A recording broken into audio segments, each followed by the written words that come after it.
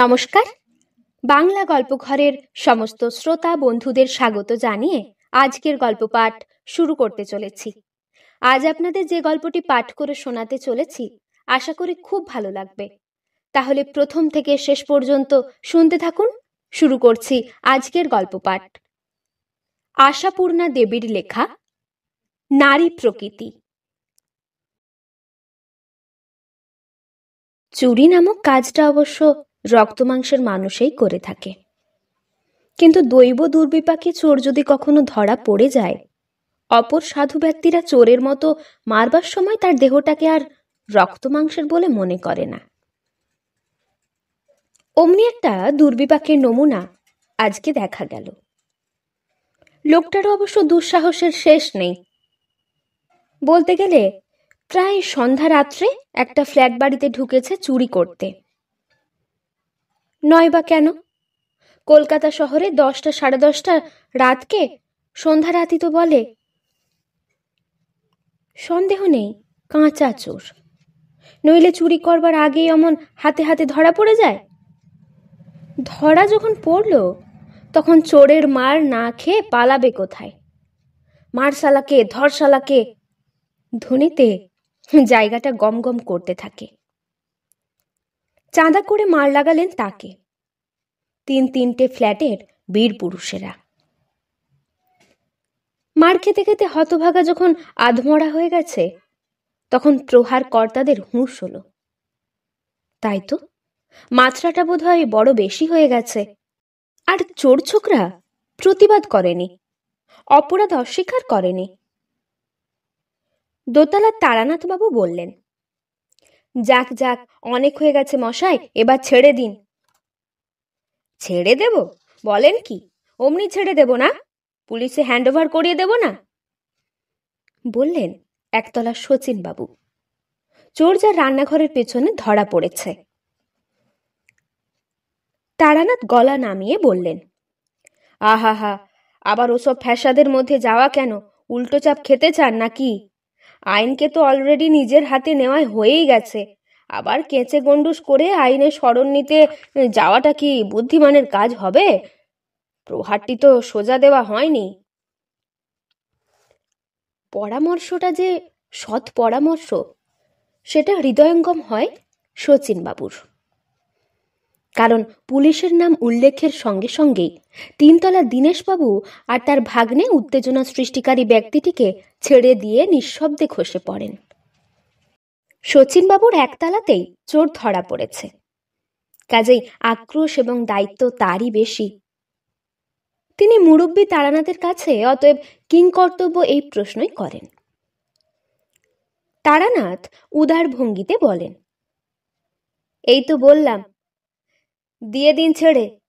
যথেষ্ট শিক্ষা তো দিয়ে দেওয়া হয়েছে, আর এ পাড়ায় মাথা গোলাতে আসবে বলে মনে হয় না। যা বেটা যা, বেরো। অনেক পুণ্যে যাত্রা তোড়ে গেলি। মনে রাখিস, এ কেমন শক্ত ঘাঁটি।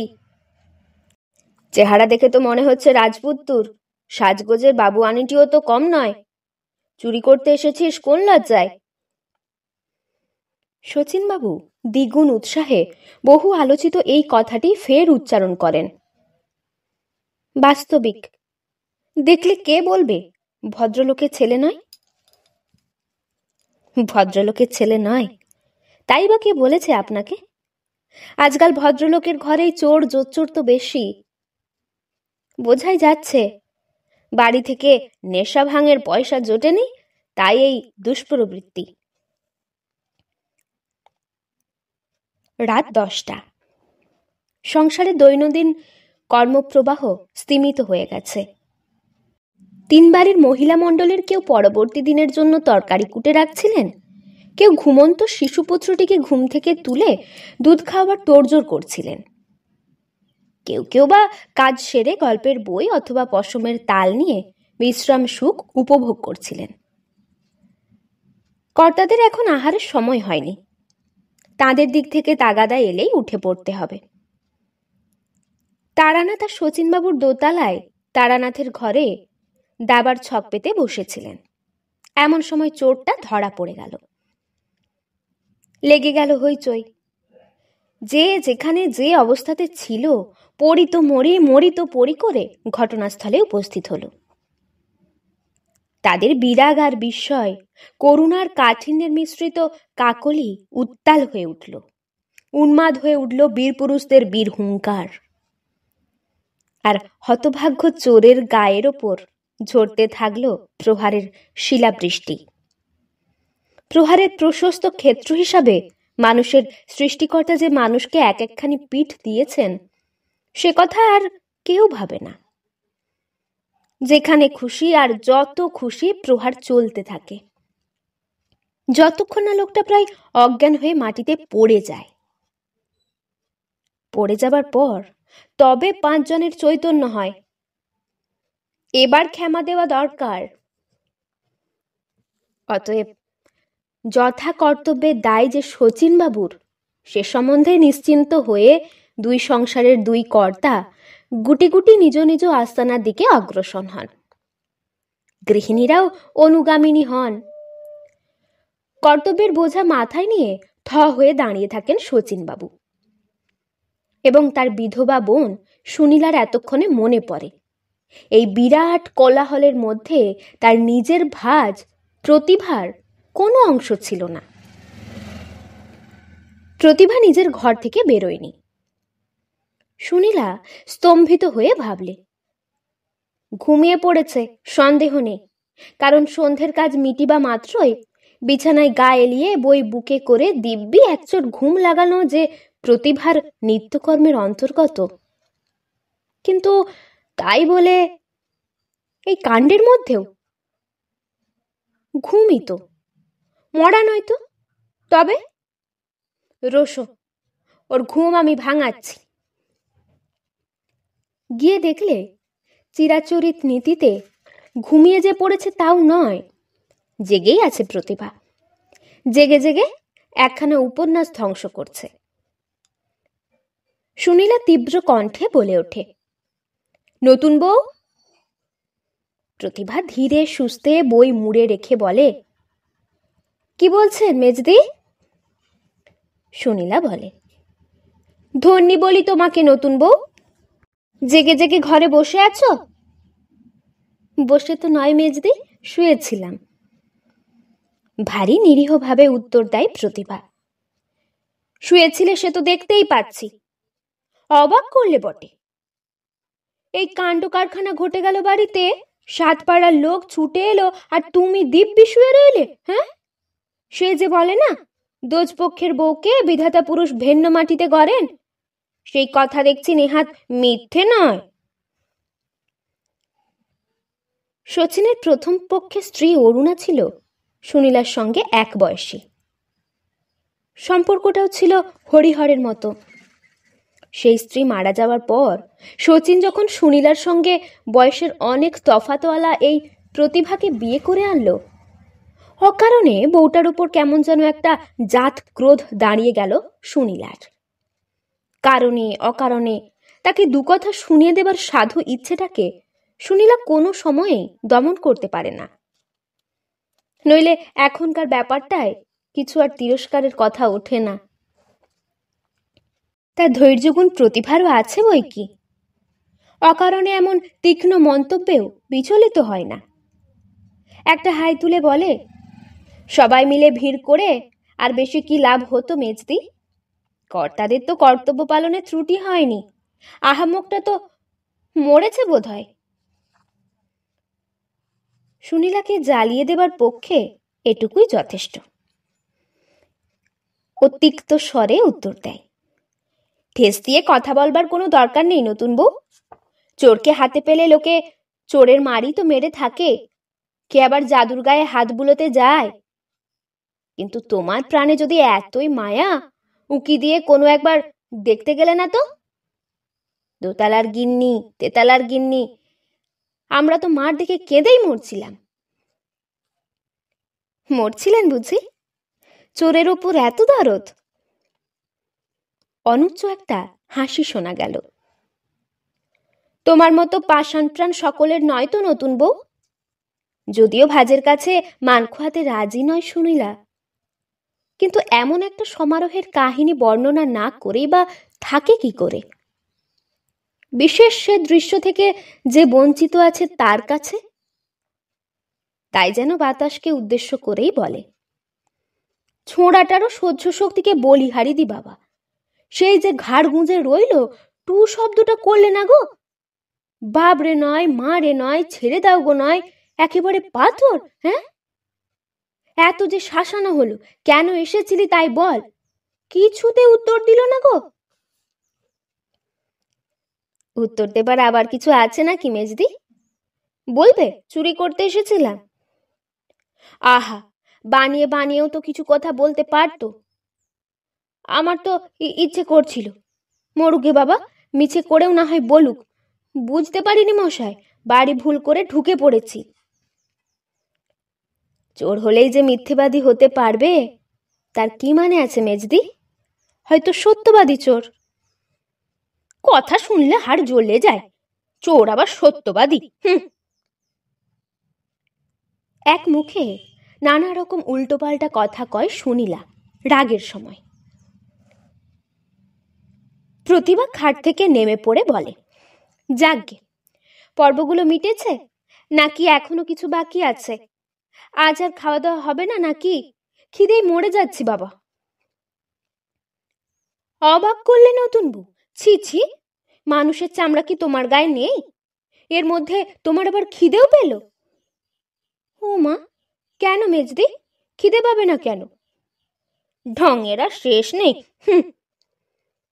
বলে মেজদি গটগট গটগট করে চলে যান, বোধ করি রঙ্গস্থল পুনর্দর্শনের আশায়। কিন্তু ভাজের সঙ্গে কথা না কইলেই বা চলে কি করে? তাছাড়া কথা না কয়ে যে সে থাকতেই পারে না। এক চক্কর বাইরে থেকে ঘুরে এসে আবার ডাক দেয়, নতুন বউ, আবার বইমুখ করে শুলে নাকি? ওর দিকিনি, তোমাদের ওই হিটার মিটার কি আছে, জেলে বড় কেটলিটা করে একটু জল চাপিয়ে দে তো, উনুনের আঁচ চলে গেছে। প্রতিভা তটব্যস্ত হয়ে উঠে বলে, এক্ষুনি দিচ্ছি মেজদি। যারা চোর ঠেঙিয়ে কাহিল হয়ে পড়েছেন তারা চা খাবেন বুঝি? কপে আলা আন্দাজে জল দেব? চা? এই রাত 12টায় চা খাবে লোকে? উফ, কি রত্নই ঘরে এনেছে দাদা। ওগো, চা হবে না, শুধু গরম জল চাই। দাদা তো এখন এক নতুন ফ্যাসাদে পড়ল। পুলিশে টুলিশে না দিয়ে দূর করে তো তাড়িয়ে দিচ্ছিলেন লোকটাকে, কিন্তু যাবে কি, উঠে দাঁড়াবে তার এমন সাধ্যি নেই। শুয়ে পড়ে আছে চোখ বুঝে। মরবার সময় সবাই হাতের সুখ করে নিল, এখন চোর দায়ে ধরা পড়তে পড়তে রইলেন তো আমার দাদাটি। ডাক্তার ডেকে দেখাতে গেলেও তো এখন 27 কৈফিয়ত দেখাতে হবে, উল্টে নাকি এদেরই শাস্তি হবে তাতে। দাদা তো তাই বলছে, খানিকটা গরম জল করে রক্ত টক্তগুলো একটু ধুইয়ে আয়োডিন দিয়ে গরম দুধ খানিক খাইয়ে দিয়ে একটা রিকশায় তুলে পথে ছেড়ে দেবে। এখন দাও দেখি একটু জলটা গরম করে। ও আমার দ্বারা হবে না বাবা, ইচ্ছে হয় আপনি করে নিন, চোরের জন্য এত মায়া নেই আমার। বলে আবার বইটা খুলে ধরে প্রতিভা। খুঁড়ে খুঁড়ে দণ্ডবধ বটে, বউ বটে একখানি। বলি চোর হোক ছ্যাঁচোর হোক, রক্ত মাংসের মানুষ তো বটে। এবারে উঠে পড়ে ঘর থেকে বেরিয়ে দালান থেকে কেটলিটা আনতে আনতে দালানের একপাশে শুয়ে থাকা ছেলেটার দিকে এক নজর তাকিয়ে হঠাৎ হেসে উঠে বলে, রক্ত মাংসের মানুষ? ও মা, সে কি, কি যে বলেন মেজদি। আপনি আমি হলে পারতাম অমন মুখ বুজে আধমোড়া হতে, হয়তো চেঁচিয়ে মেচিয়ে যা খুশি বলে বসতাম। চোরের শরীরের ধাতুই আলাদা। প্রহারে বিধ্বস্ত ব্যক্তিকে ফাস্টের দিয়ে শচীনবাবু রীতিমতো তৃপ্ত স্বরে হাঁক দেন, কই গো, বেশ কষে গরম করে আদা দিয়ে 1 গ্লাস চা করে দাও দেখিনি। নতুন বউ, এ কি, এই রাত 1টার সময় সুপরি কাটতে বসেছ? ওই কাজটা এখন মস্ত দরকারি হলো? প্রতিভা মুখ তুলে বলে, হলো না? কালকের মতো সুপরি কাটা নেই যে। পান থেকে চুনটি খসলে চলে না, সুপরি খসলে চলবে? চোরের সেবার জন্য যে ঘুম হচ্ছে না দেখছি। তা কি করব? খাল কেটে কুমির আনা হয়েছে, এখন কামড় খেতে হবে বই কি। গোড়াতেই সোজা থানা নিয়ে গেলেই হতো না? ভাগ্যিস। ভাগ্যিস মানে? মানে বলছিলাম, তাহলে তো আর এতগুলি ভদ্রলোকের হাতে সুখ হতো না। যাকগে, চা করে দিলেই ও কি খাবে? খাবে বোধ হয়। আর কতক্ষণ ঝুঁঝবে? রাখো তোমার সুপরি, যাও চট করে নিয়ে এসো গে। নীলি যে আবার এতক্ষণে মালা জপ করতে বসলো। এখন? বলছিল জপ নাকি বাকি রয়ে গেছে। দাও দাও চট করে। রাত তো কাবার হয়ে এলো। তুমি চা করো, আমি একবার দেখি তিনতলায় ওদের কাছে একটা আর্নিকা পাওয়া যায় কিনা। ওকে ওই ছোট ঘরটায় তুলে দিয়েছি, রাতটুকু থাকুক, কি আর করা যাবে। এত রাতে ছাড়তে যাওয়াও তো বিপদ। শচীনবাবু উপরে উঠে যেতেই এতক্ষণে প্রতিভা পাশের ছোট ঘরটায় উঁকি মারে।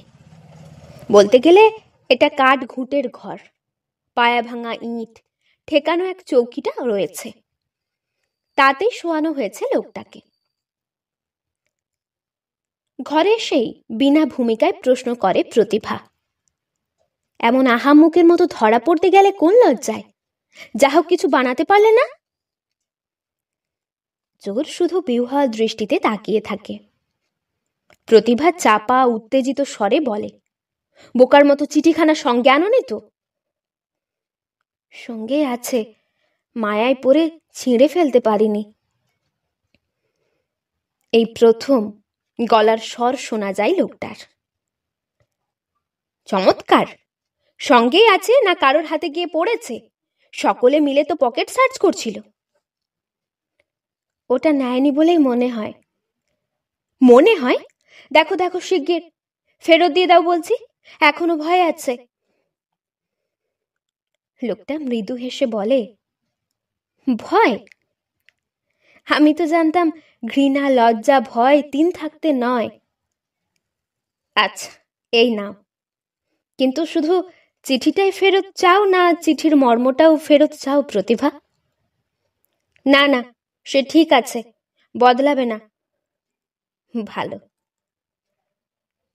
আর তোমার মত? দেখলে তো আমাকে, টের পেলে তো কত বড় নিষ্ঠুর মেয়ে মানুষ আমি? সহ্য করতে পারবে? ভেবে দেখো, এখনো সময় আছে। ভাবার প্রশ্ন আর ওঠে না। যাক, আজকে তো ফেলিওর, আবার কবে কি করতে পারবে? আজই বা বাধা কি? এত খেটে খুঁটে শচীনবাবু কি আর একটুখানি ঘুমিয়ে পড়বেন না? বারে, তাই বলে এই যে তিনতলায় ওষুধ আনতে গিয়ে জমে গিয়েছিলে দেখছি, হ্যাঁ? চায়ের অর্ডার দিয়ে তো চলে গেলে, এখন এনাকে সাধ্য সাধনা করছি খাবেন কিনা। না খেলে অকারণে খেটে মরি কেন? তা মুখে আর বাক্যি ওই কি নেই? তোমার যেমন বাতিক, রাতের অন্ধকারে ধরে টেনে ফুটপাতে বসিয়ে দিয়ে আসবে তা নয়, খাইয়ে দাইয়ে চাঙ্গা করে গাড়ি করে বাড়ি পাঠাবার শখ। দেখো আবার যাবার সময় কিছু না হাতিয়ে নিয়ে যায়। চোরকে বিশ্বাস কি? শচীনবাবু গলা খাটো করে বলেন, কি যে বলেন? কি যে বলো? ওর নড়বার ক্ষমতা আছে? কি যে বলো? চোর আবার কি না পারে? কথাটা মিথ্যা বলেনি প্রতিভা। চোর কি না পারেই বটে। শেষ রাত্রে উঠে পালাবার শক্তি সংগ্রহ করলো কি করে লোকটা? এই তো আশ্চর্য। অন্ধকারে খোলা দরজায় দাঁড়িয়ে প্রতিভা নিচু গলায় প্রশ্ন করল, কবে আসছো তাহলে? দেরি করো না, আর পারছি না। আজই তো হতে পারে প্রতিভা, এক্ষুনি। ক্ষতি কি? না না, 5 জনে যে শেষকালে বলবে, ছি ছি চোরটার সঙ্গে, সে আমি সইতে পারবো না। লোকের কথা তো তুমি শুনতে আসবে না প্রতিভা। তা হোক, মান সম্ভ্রম বলেও তো একটা জিনিস আছে, না নেই?